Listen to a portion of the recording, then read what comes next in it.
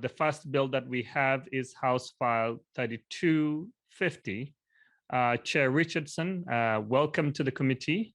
We'll move your bill, House File 3250, to be laid over for possible inclusion. With that, please present the bill. Thank you, Mr. Chair. House File 3250 seeks a $10 million appropriation for the Center for Economic Inclusion from the general fund in fiscal year 2023. The bill would create a statewide funding opportunity for both workers and small businesses. This bill would provide the opportunity to increase access to support for dislocated and chronically underemployed people through nonprofits, and also increase access to capital for small businesses as well. We know that prior to the pandemic, many small businesses were facing challenges with workforce shortages. The pandemic has only served to increase those challenges, and a common trend we're hearing nationally and in Minnesota is that small business owners are feeling left behind and left out of COVID-related supports that overwhelmingly benefited larger businesses. In fact, one Goldman Sachs survey stated that 93% of small business owners feel like the policy priorities of big businesses are prioritized over small businesses. There's an urgent need to prioritize support for small businesses, and the Center for Economic Inclusion in Minnesota is uniquely situated to help. The Center is the nation's first organization with an exclusive goal to advance inclusive economic growth to achieve regional prosperity. The Center is focused on finding systemic solutions to eliminate racial gaps, and the Center also relies on data-driven services, and this bill creates the opportunity to increase both our workforce and prioritize the small business issues that are facing barriers. With me today, I have Tawana Black, the founder and CEO of the Center for Economic Inclusion. Thank you so much, Chair Richardson. With that, I wanted to welcome Ms. Tawana Black to the committee. Please introduce yourself and proceed with your testimony, Ms. Black. Thank you so much, Chair Nora, and members of the House Workforce and Business Development, Finance and Policy Committee for hearing the Senate File 3250 and for the opportunity to testify today. The Center for Economic Inclusion is the nation's first organization created exclusively to work hand in hand with private sector businesses and government agencies to build an economy that works for everyone by building racially inclusive and economically inclusive workplaces and organizations that are capable of contributing more successfully to build Minnesota's economy and to build and strengthen regional economies in measurable and meaningful ways, such that Minnesota's workers and business owners are included and prospering in equal and equitable ways. Last year alone, we helped more than 55 Minnesota public and private sector employers adopt data-informed policies and practices to strengthen their talent, procurement, philanthropy, public policy, and marketplace strategies to close racial wealth gaps and build a more inclusive and stronger economy. And more than 10,000 people engaged in our workshops and convenings, gaining the tools to contribute to building a more inclusive regional economy. We look to this committee to take proactive steps to advance policies, investments, and systemic actions that will build Minnesota's economy in inclusive ways where all Minnesota families, workers, and business owners are positioned to experience the prosperity that the state has been known for generations. The Center proposed this inclusive job growth bill in order to prosper this economy, and we believe that we'd like to elevate data that shows us just the way that we can do this. According to Brookings, there are 1,503 Black-owned businesses, accounting for 2%, only 2% of employer businesses in Minnesota. If those businesses accounted for 10% of Minnesota's employer firms, the equivalent of the population in just greater MSP, there would be over 7,000 of those businesses in just the metro area alone. These firms today contribute to 18 jobs per firm, compared to just 24 firms jobs for all businesses. And if we had parity in that job creation in Minnesota's economy, that would equal more than 9,000 more jobs in our economy, and parity in wages would bring more than $900 million into Minnesota's economy. Those are dollars that we all need in this economy today, and these strategies included in our fund would help us to do that by investing in both worker development and in business development, and investing in the promising practices and proven practices that exist in communities of color, hand in hand with the employers and government agencies that the center works with every day to build inclusive and equitable strategies. The Inclusive Job Growth Fund is designed to stimulate inclusive and economic growth through strategic, data-informed investments in racially responsive job creation strategies in Minnesota. The fund stands on two pillars. First, we will create and stimulate job creation and more inclusive workplaces through pay-for-performance contracts with nonprofit organizations that provide worker and employer outreach, training, support services, housing, transportation, and job placement services. The second pillar is to help business investments, to invest in business development and expansion of community development through three investment products: forgivable loans, revenue-based financing, and equity-based investments that are going to stimulate the economy alongside many of the investments already occurring in our community, but that are not doing enough in order to scale and grow those businesses that corporate organizations are positioned to do business with in order to stimulate inclusive economic growth. With this fund, we will not only build on our success over several years, investing in Minnesota's nonprofits through this pay-for-performance model, but we'll also scale our results and close racial employment gaps and wealth gaps by broadening that work, by investing in proven and promising practices in both businesses and community-based organizations to strengthen our economy for all Minnesotans. Collectively, we have an opportunity to improve and grow our community and our economy, and we thank you for this opportunity and your consideration of this opportunity to build together. Thank you, Ms. Black, for your testimony. Don't know, Chair Richardson, is there any other testifier? I only have Ms. Black. That's the only testifier today, Mr. Chair. Thank you so much. Members, discussion as we discuss Lead Hamilton. Thank you, Mr. Chairman. And Ms. Black, thank you for your testimony. I see on your website, you have a number of other entities that contribute dollars. Am I reading this correctly? Are you currently at about a $3 million annual budget? Is that accurate? That was accurate about a year and a half ago. I appreciate that question. That was accurate about a year and a half ago. This year's budget is closer to $8 million, and last year's budget was just under $6 million. Okay, and Mr. Chairman.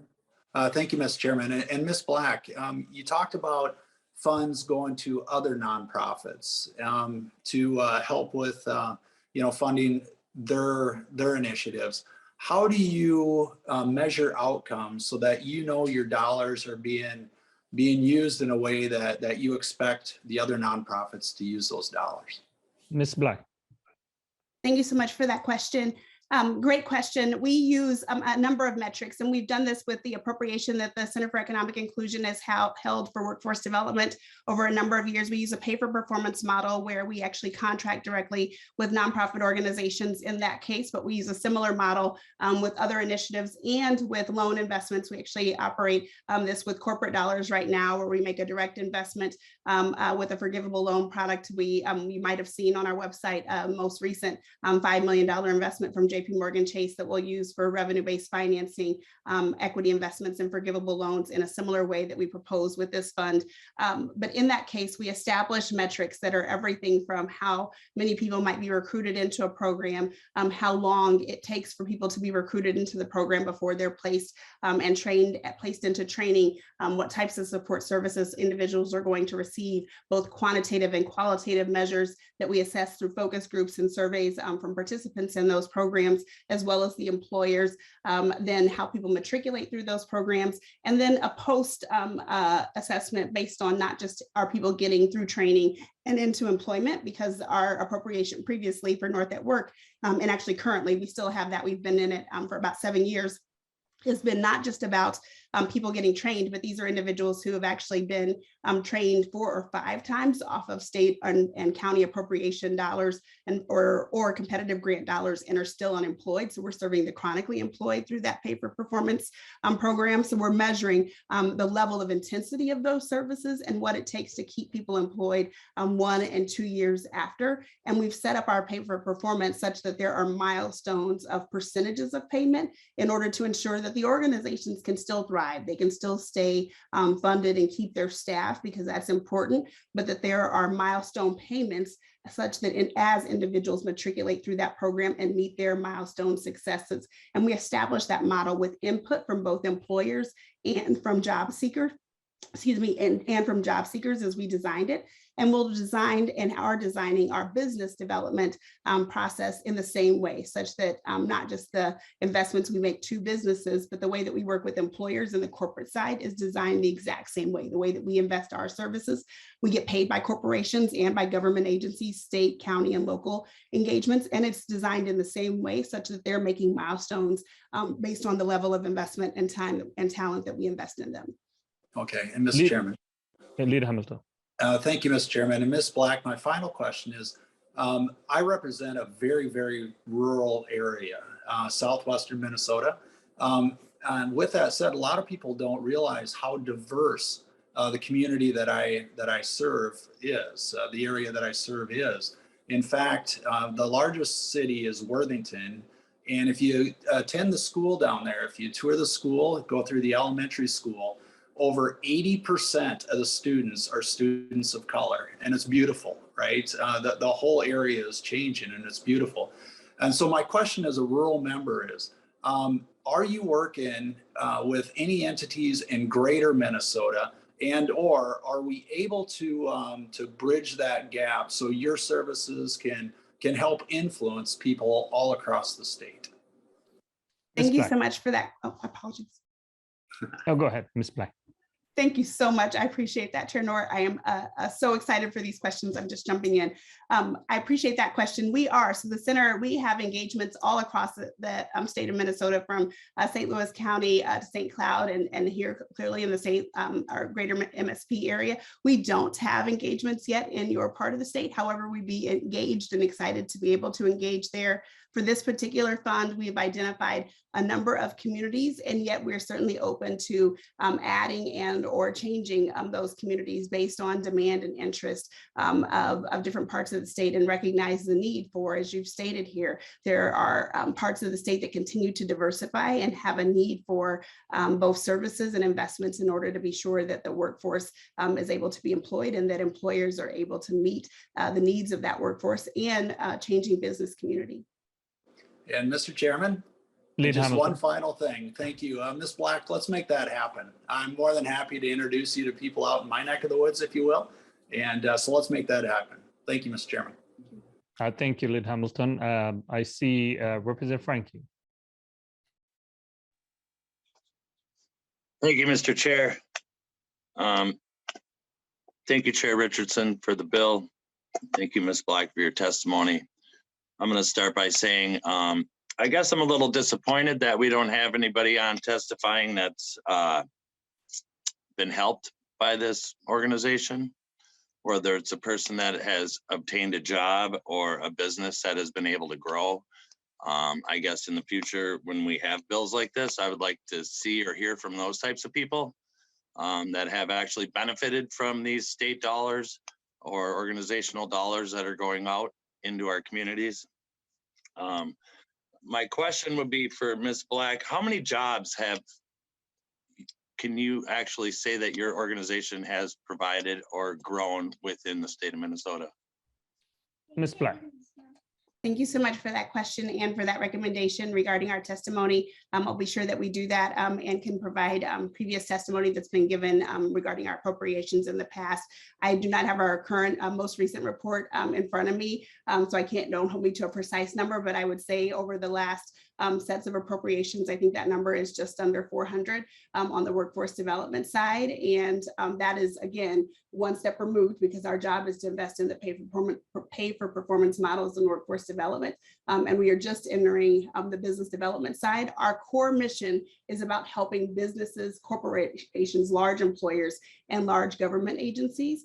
We've been one step removed on the workforce development side and business development side, and we're entering this part of the business, more deeply really on the demands and needs of the corporate community and large government agencies who have been unable to meet their procurement demands and their workforce demands, save an entity like ours, going deeper into this space in the state because of the lack of investment and the lack of capacity of our state's ability to see these types of businesses and workers grow at scale. Representative Frankie. Thank you, Mr. Chair. One more question, Mr. Chair. We talked, Ms. Black, you talked about a two-pronged approach here, the pay for performance and the business investments. Of this $10 million, how much will be going for the pay for performance? How much will be going towards business investments? And are we talking this is more of a redistribution to other nonprofits or and/or businesses? Thank you, Mr. Chair. Ms. Black. Thank you for that question.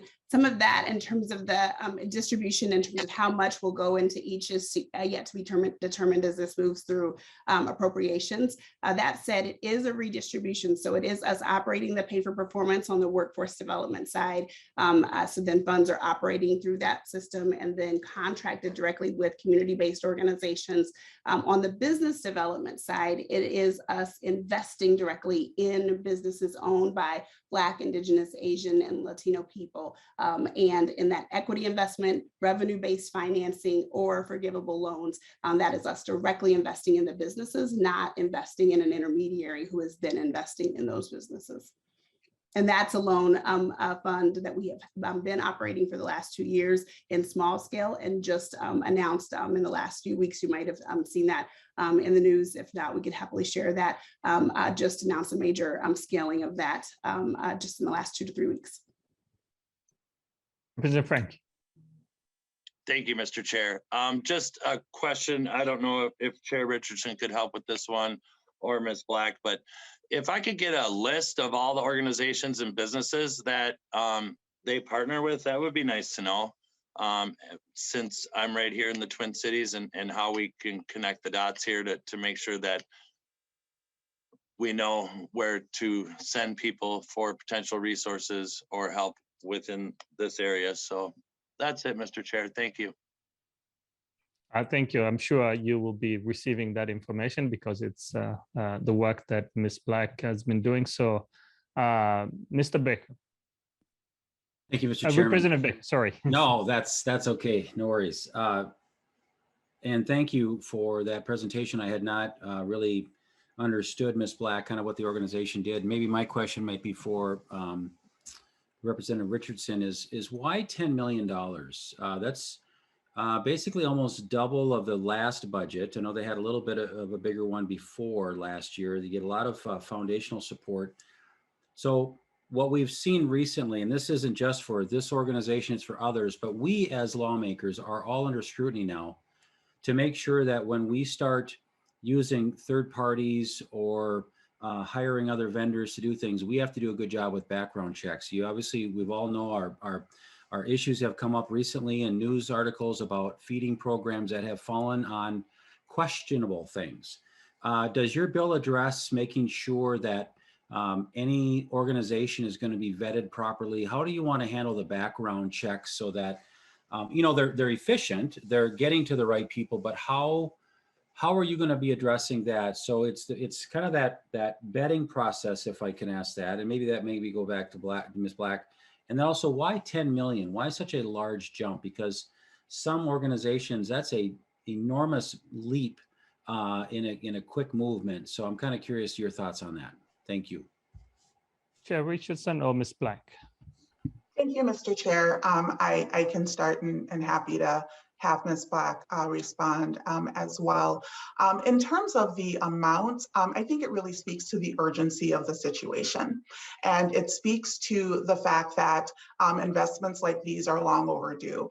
In 2020, Citi released a report that was looking at, the costs of systemic racism on business for the last 20 years within the United States.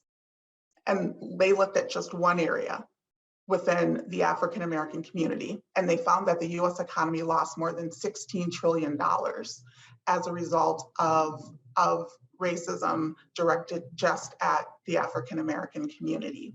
So this $10 million is really a drop in the bucket in terms of the missed opportunity that we're seeing, not only as a nation, but as a state as well. And if you're interested in the numbers on the state, there is an economist here in Minnesota that spoke at our House Select Committee on Racial Justice, Dr. Bruce Corey, who has pulled together those numbers, not only for the state of Minnesota, but has gone district by district to talk about what that lost opportunity looks at, and not just within the metro, but across rural communities as well. And so when I'm looking at this number, it's a drop in the bucket compared to the lost opportunity that we've experienced for decades here in Minnesota. And as it relates to the vetting pieces for any pass-through grant funds that are going to go to an organization, there are specific requirements that are required as part of RFP and bidding processes. So the center would be held to the same standards that the state is held to when they are doing an RFP, or if they are doing a request for bids as well. And all of the obligations that would confer down to the center would also then pass through to other organizations who would be funded through these funds. Representative Baker.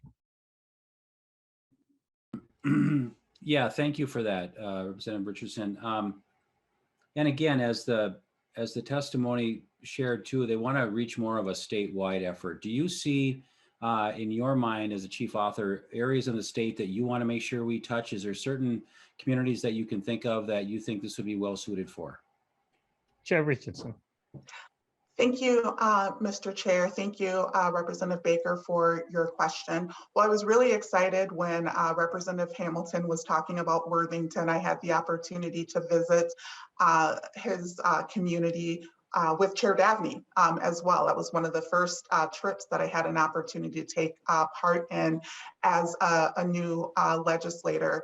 And I love the energy there, and that both he and Ms. Black are planning to connect, because I think that that is a perfect opportunity. Ms. Black talked about the connections that they have within St. Cloud. The goal within this bill, as it's set forth, is to really ensure that there is a statewide impact, and that there is work done across the community. And so, as Ms. Black said, where there is need, they are committed to doing this work. And we know that this $10 million investment, as I said before, is just a drop in the bucket, but the hopes would be that this could create a pathway to ensuring that there's more funding to ensure that we're able to reach more communities across the state. Representative Baker. Thank you, Mr. Chairman. No, that's all that I have. I just, $10 million is much more than a drop in the bucket for me. I want to make sure we really talk about this carefully. I want to help people for sure, but it's a lot of money. So thank you very much, Mr. Chairman. Thank you so much. Representative Joggins. Thank you, Mr. Chair. And Representative Richardson kind of touched on what my question was when I raised my hand, so I'll change it a little bit. Initially when I raised my hand, I wanted to ask about accountability. How will we know how this money is being tracked? There's nothing in the bill language that explains that tracking process. And Representative Richardson, you touched on that a little bit. So I'll change my question. I guess my question is this: how will we in the legislature know if this is successful? What information are we going to get 2 years from now that says we invested $10 million and these are the results that we got for it? That's what I don't see that in here, and didn't really get that from your earlier explanation. I wonder if either Representative Richardson or Ms. Black, if you could help me with that, please. Chair Richardson. Thank you, Mr. Chair, and thank you, Representative Jurgens, for your questions. So reports will be going back to the departments. I mean, those are requirements that come down with any contract that would come through the state. If there is a desire to have a report back to this committee directly, I'm sure that Ms.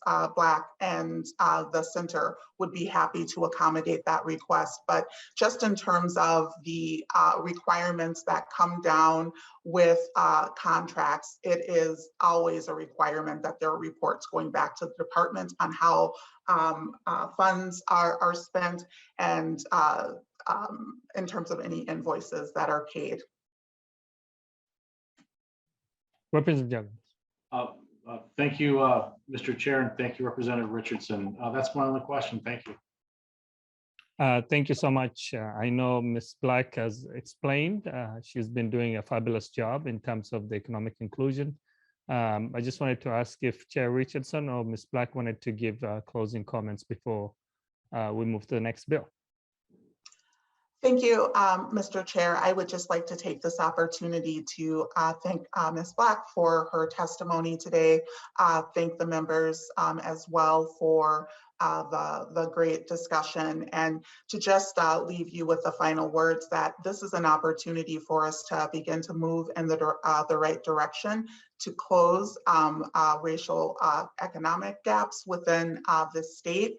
And this is a step in the direction of ensuring that Minnesota can be as prosperous as a state as it has the opportunity to be. Thank you, Mr. Chair. Thank you, Chair Richardson. With that, I renew my motion, House File 3250 be laid over for possible inclusion.